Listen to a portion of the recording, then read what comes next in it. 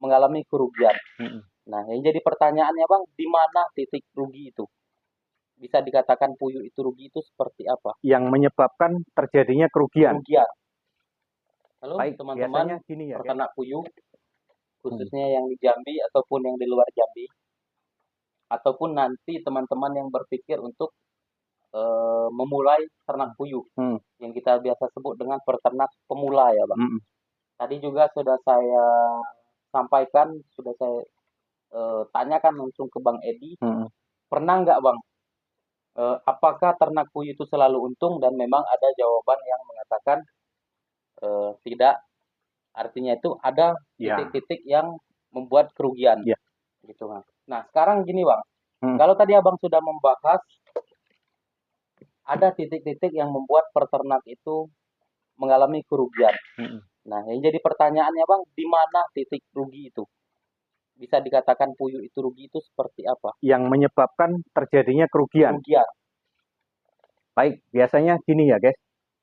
Ini menurut pengalaman kita ya, menurut pengalaman pribadi dan menurut pengamatan saya selama ternak ya. Kenapa kita bisa bercerita seperti itu? Karena saya juga pernah mengalami. Yang pertama, biasanya kita itu nggak begitu fokus, di situ. Artinya mungkin kita ada kegiatan lain. Akhirnya ini cuman kasih makan minum tinggal pergi, kasih makan minum tinggal pergi. Tidak ada kontrol 100%. Itu titik yang biasanya menyebabkan kerugian. Terus kemudian yang kedua, perawatan. Dari segi perawatan. Misalkan perawatan kita asal-asalan. Pakan kita berikan asal-asalan, bukan pakan standar dia, bukan kemauan protein dia. Akhirnya apa? Telur nggak normal. Telur dari yang kita harapkan normal, ternyata dia nggak normal. Ini titiknya biasanya di situ. Terus kemudian, cara ngisi populasi di dalam kandang, itu mungkin kepadatan, kebanyakan. Itu juga menjadi salah satu titik nggak normalnya. Intinya itu kalau kerugian itu di situ dipicu itu karena hasil telurnya tidak maksimal. Bisa juga dari segi pakan itu terlalu mahal. Kemudian telur nggak bisa ngimbangi. Itu kendala, kalau itu kendala umum. Kendala yang wajar. Setiap peternak itu pasti mengalami. Misalkan pakan hari ini di wilayah salah satu di provinsi misalkan. Kayak kemarin di Madura. Yang lainnya pakan turun, di Madura masih naik. Telurnya nggak mau naik. Nah itu kendala sendirian dia, nggak ada kawannya. Kok di Madura kok gini Pak, kata dia. Nggak tahu, kata saya. Masalahnya kita yang di Jambi, yang di Jawa, yang di mana-mana semuanya ngalami turun memang. Harga telur naik gitu loh. Nah inilah di sinilah yang membuat ini kan. Nah sekarang ini posisinya kan titik-titik kerugiannya kan di situ. Kalau yang dialami satu wilayah, satu provinsi, itu memang harga pakan naik, ya kan naik semua. Harga telur turun kan turun semua. Itu artinya memang sudah dinamika kebersamaan di situlah. Sudah berjamaah di situ. Sudah berjamaah memang. Nah, sekarang ini yang kita bahas kan titik-titik yang mungkin setiap individunya belum pernah mengalami, tapi di situ perlu kehati-hatian. Gitu. Dari segi perawatan. Dan terkadang juga gini, John.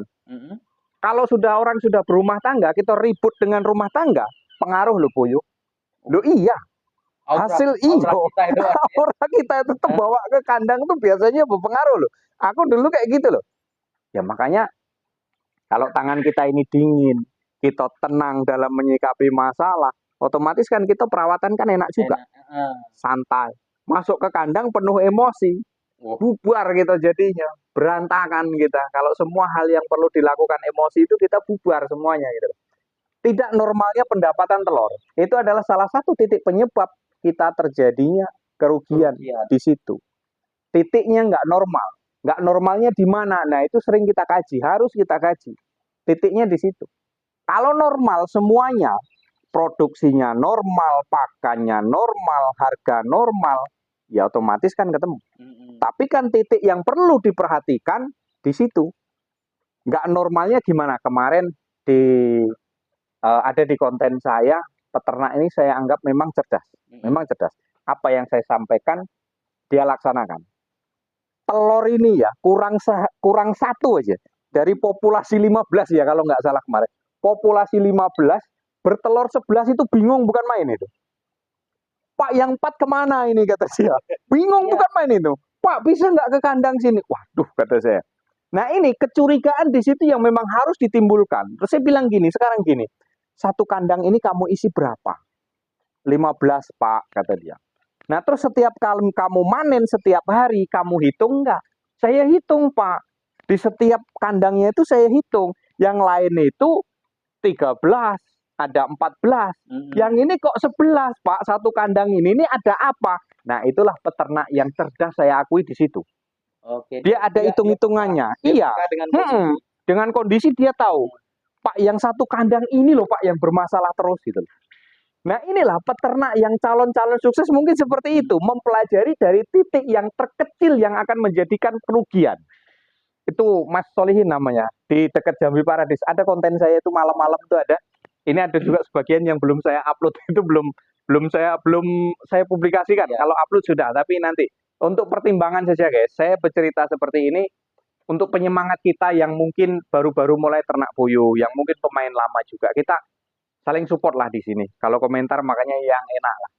Bukan berarti saya menggurui, bukan berarti saya suhunya, bukan berarti saya guru, enggak. Kita sama-sama belajar lah di sini. Saya terkesan hanya kasihan kalau melihat kawan itu rugi. Iya. Kasihan kalau melihat kawan itu bangkrut. Kasihan melihat kawan itu tutup. Modal nggak dikit yang dikeluarkan. Itu loh.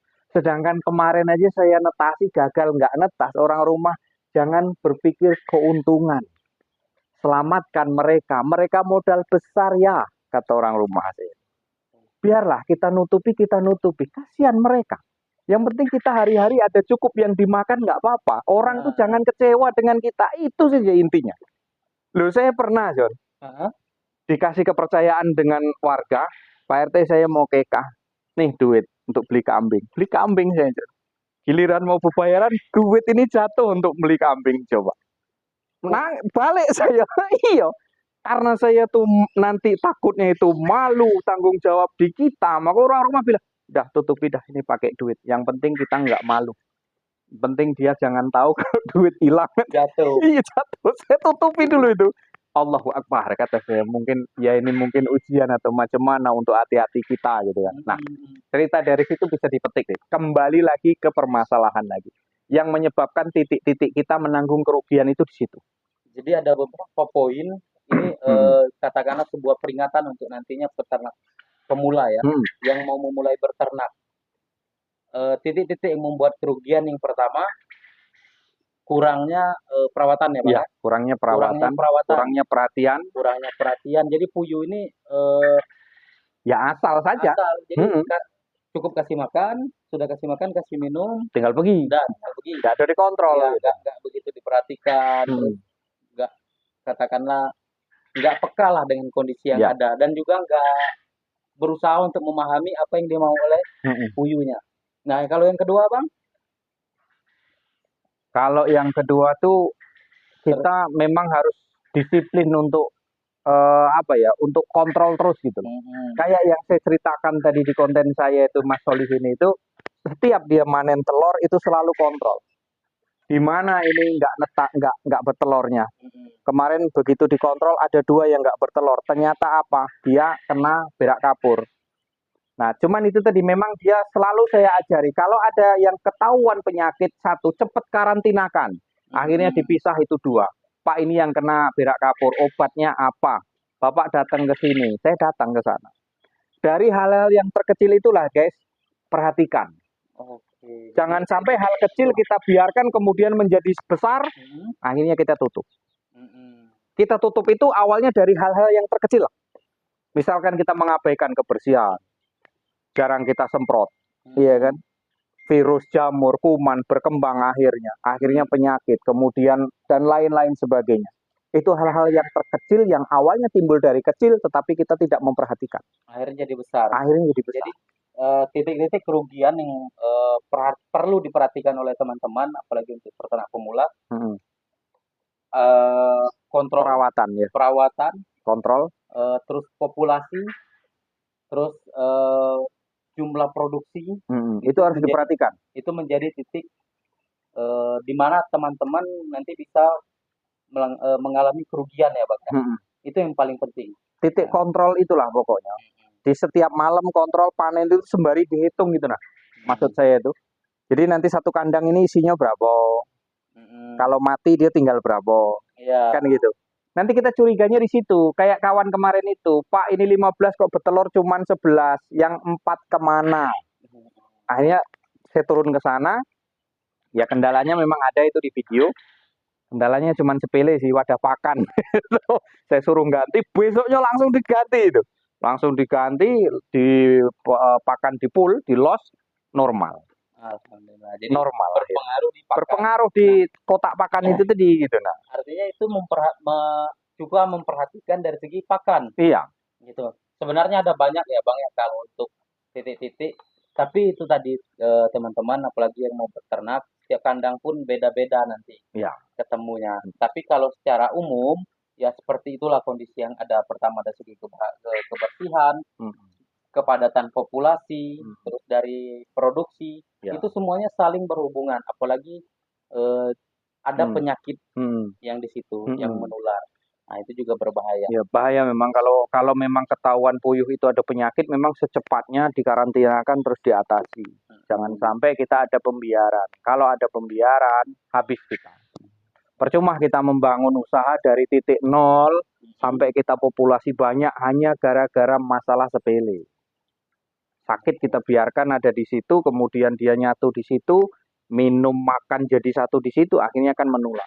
Bakteri, jamur, virus, kuman itu menularnya cepat. Apalagi kalau di musim-musim penghujan seperti ini, dia lembab, kurangnya udara, itu berbahaya, kawan. Itulah salah satu titik-titik yang bisa menyebabkan kita rugi. Jadi tutup teman-teman, gitu. Ini benar-benar diperhatikan. Ini adalah warning khususnya untuk peternak pemula. Karena apa? Kita nggak tahu ya Bang ya, nanti dalam perjalanan ketemu masalahnya di mana kita nggak bisa memastikan. Saya pun di kandang punya masalah yang berbeda, Bang Edi punya permasalahan yang berbeda. Teman-teman yang lain pun di kandangnya punya permasalahan yang berbeda. Tapi secara umum inilah yang akan terjadi. Nah, untuk teman-teman semoga cepat diantisipasi dan begitu dapat pengalaman, dapat ilmu itu jadikan pengalaman dan jangan dilupakan gitu. Nah, terus diperbaiki. Harus peka dengan kondisi yang ada gitu. Nah, bahkan secara emosional pun berpengaruh. Itu sangat berpengaruh. Itu yang berbahayanya. Nah, teman-teman semoga video ini bermanfaat untuk teman-teman. Tapi ingat jangan gara-gara kita menyampaikan ada titik rugi, akhirnya teman-teman tidak jadi beternak. Ya, takut sebelum perang. Gitu. Kita menyampaikan ini supaya teman-teman melakukan antisipasi terlebih dahulu. Seperti itu ya Bang ya. Ya teman-teman, semoga video ini bermanfaat. Terus dukung channel Sahabat Puyuh Jambi dan channel Edi Puyuh Jambi. Di-share, dibagikan ke kawan-kawan, semoga bisa menjadi ya katakanlah ini sebagai ibadah kami lah. Ya, kita berbagi. Ya, sebagai ibadah kami. Mudah-mudahan bermanfaat ya. Ya, mudah-mudahan bermanfaat. Cukup sampai di sini, terima kasih. Terima kasih guys.